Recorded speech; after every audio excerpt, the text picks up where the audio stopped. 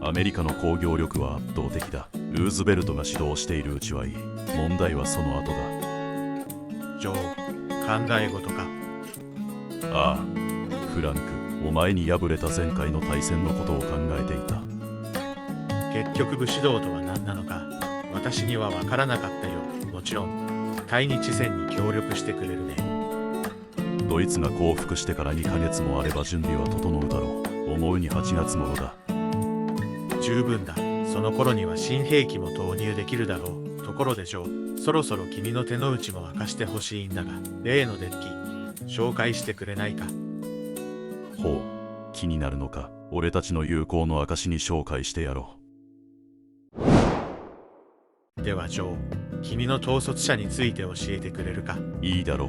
俺の統率者、戦慄巻グリズモルド C19 収録の黒緑3マナの伝説のクリーチャーだ。余談だが一度も再録されていない。なかなかに旧式の統率者だね。能力はかなり独特だ。俺の終了ステップの開始時に各プレイヤーに11の植物トークンを1体生成する。各プレイヤーというところがポイントだね。これだけだと単に敵のクリーチャーを増やしているだけだが、もう一つの能力がクリーチャートークンが1体死亡するたびにグリズモルドの上にプラス1カウンターを置くという能力になっているため、巻いた草を刈り取ってグリズモルドのサイズをどんどん上げようというのが基本的な能力設計ということになる。ナチュラルにトランプルを持っているので、順当にサイズを上げることができれば殴り適性もかなり高いと考えることができるぞ。一瞬で凄まじいサイズになることもあるね。まだ刈り取る流れで他の死亡誘発も活用しやすい。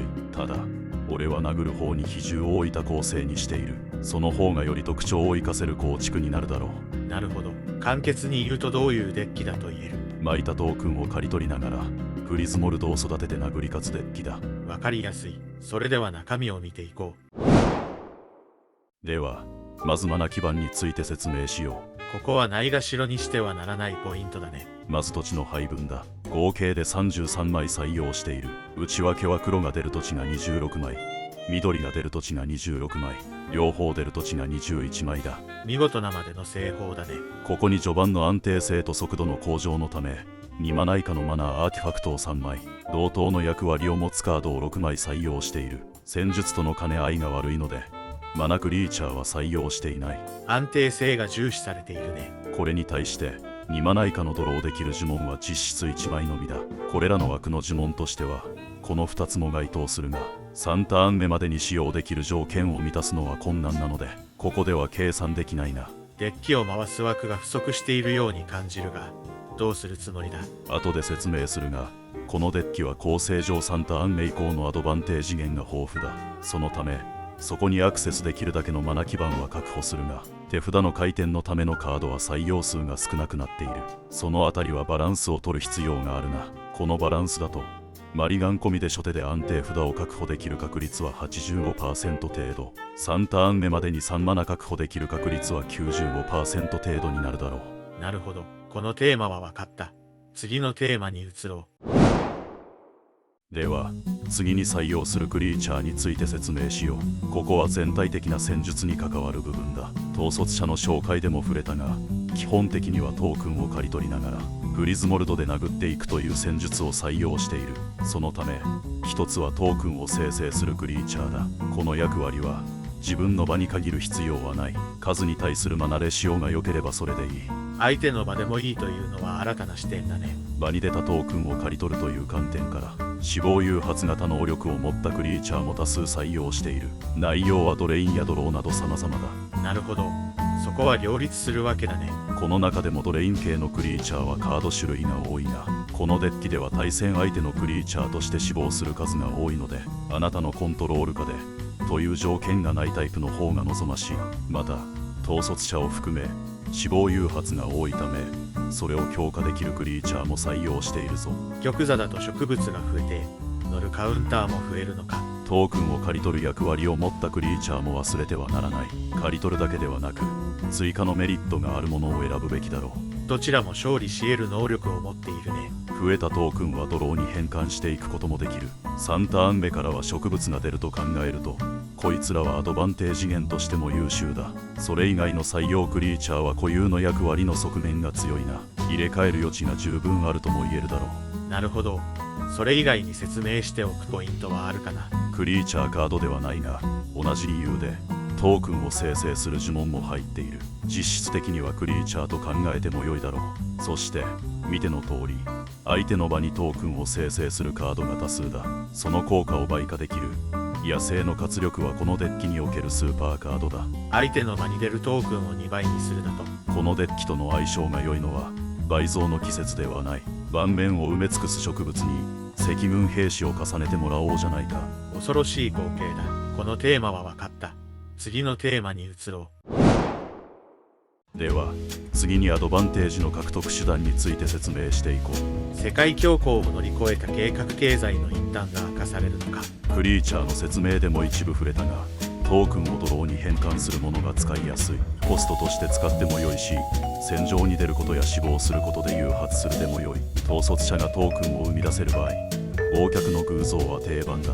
無色だからいろんなデッキでお呼びがかかるね。ゴルガリカラーのカードとしてはこの2枚は有用だ。それぞれ統率者で殴ることとプラス1カウンターを置くことにシナジーがある。ぴったり当てはまっているね。それ以外にも黒の定番のカードを2枚採用している。アドバンテージ獲得手段が豊富だね。それで一体何を狙っている。このデッキは対戦相手の場にもトークンを生成していく都合上、そいつらが俺に牙を向く前にシベリアをクリにする必要がある。粛清するカードが確実に手札にある状態を維持するのが狙いだ。ソ連には秘密警察が欠かせない。君の統治は全身的のようだ。このテーマは分かった。次のテーマに移ろう。では次に勝利手段について説明していこう。一部はすでに触れられているね。その通りだ。まずは不穏分子を粛清して権力を集中させることだ。もう少し分かりやすく言ってもらえるか。生成したトークンを始末してグリズモルドのサイズを上げ、統率者ダメージでの勝利を目指すということだ。ああ、それならわかる。そのために対戦相手の盤面に並べたトークンを刈り取る手段も必要ということだね。どんなカードが採用されているんだ。刈り取る役割のカードは14枚採用している。これがメイン戦術だからな。確実に手札にある状態を目指す枚数だ。グリズモルドを残して他を一掃できるようなカードが望ましい。また死亡誘発の効果を増やしてサイズアップを促進できるようにもなっている。中央集権的な体制だね。俺は1枚しか採用していないが、除去からグリズモルドを守る呪文もこの戦術には有効だ。このメインの勝利手段の副産物でもあるのだが、圧倒的なサイズになったグリズモルドに圧倒する暴走を使えば全員まとめて倒すこともできるだろう。まあ刈り取っていくせいで自分もそんなには並ばないのだがな。実にソ連らしい戦い方だ。他の勝利手段はやや細くなるが、ゼノスでの特殊勝利、ドレイン系で相手のライフを吸い尽くすなどがあり得る。この辺りの戦術を太くするという方向性も考えられないことはないだろう。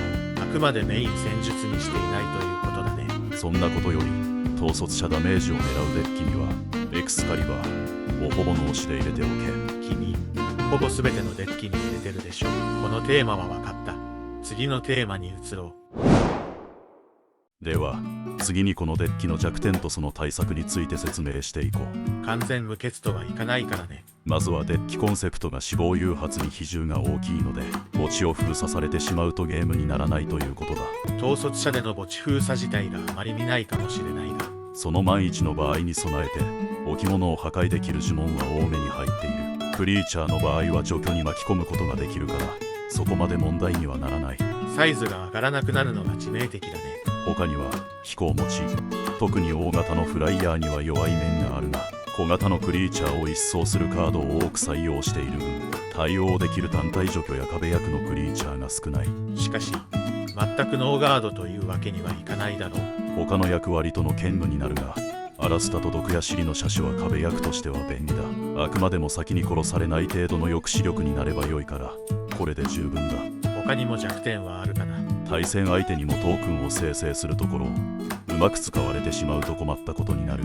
タイミングよく刈り取れている場合は良いが、一つは秘密を知る者トスキのようなカードで逆にドローされてしまうことがある。それ以上に戦場に出た時の効果が誘発してしまうのが問題だ。これはよくしろの歓迎する吸血鬼やトカシアの艦隊で発生する。なんだか既視感が。これに関しては対策は難しい。戦況を見極めてなるべく破壊するしかないだろうな。なるほど、よくわかった。以上が俺のデッキの説明だ。トークンを出すのが対戦相手の場でも良いのなら起源質が最適のようにも思えるが。分かってないなフランク。起源質は確かにマナレシオの上では最高効率かもしれないが、トークンの生成量をこちらでコントロールできない。対戦相手のカードとのシナジーでコントロール不能になることも多いから不採用だ。なるほど、シベリアへ送れる数も限度があるということか。俺以外にグリズモルドを扱っているデュエリストは見たことがない。こいつは聡明な最高指導者にこそふさわしい統率者だ。お前もそう思うだろう。いや、アメリカでは結構人気がある。なんだと